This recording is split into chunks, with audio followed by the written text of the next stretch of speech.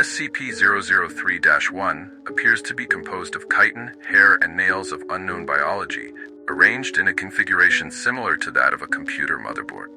Testing reveals SCP-003-1 to predate earliest known circuit boards by a factor of thousands of years.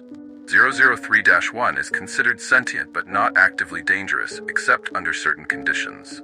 003-1 was found on a stone tablet, SCP-003-2, on which it currently resides. The runes on 003-2 are not part of any known language and emit pale flickering light pattern.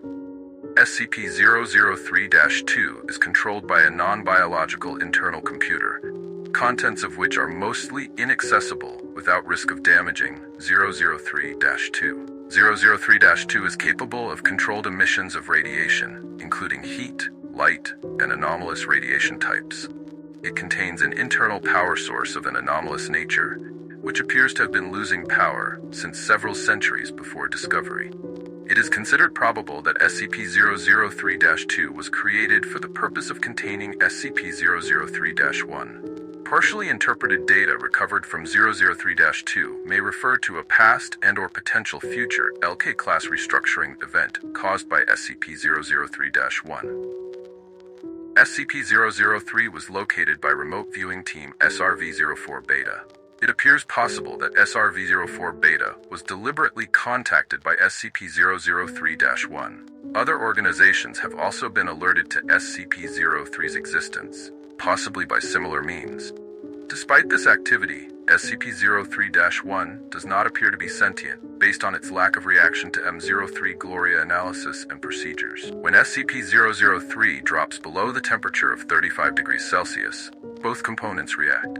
First, SCP-003-1 enters a growth state characterized by an exponential increase in mass. This growth state consists of two stages. In both stages, SCP-003-1 partially fuels its growth by converting matter around it, starting with any surrounding inorganic material, including atmospheric elements, then non-living organic material, including cells of dead skin, hair, chitin, enamel, keratin, and other biological materials.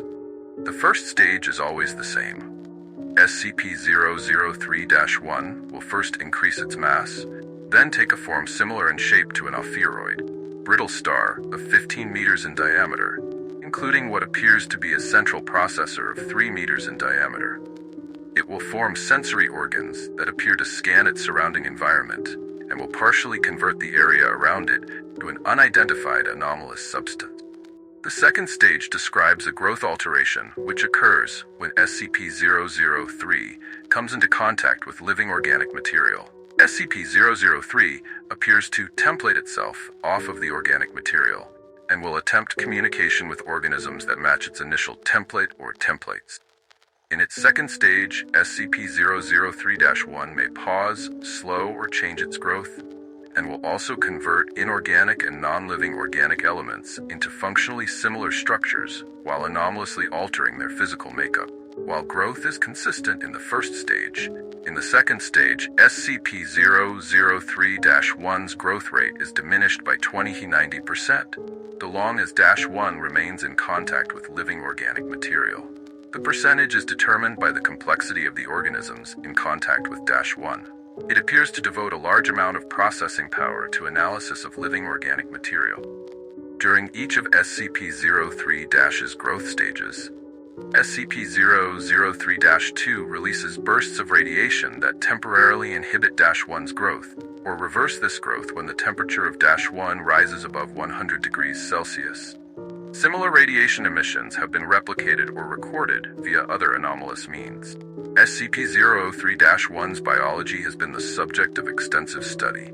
Significant elements have been identified similar to SCP-redacted, SCP-1512, and SCP-2756. The latter two have no further confirmed connection with -1 and no known connection with each other, none of which are fully understood. To date, no convincing analysis has been put forward which satisfactorily explains -1's connection to these SCP objects or others, nor its connection to modern technology beyond appearance.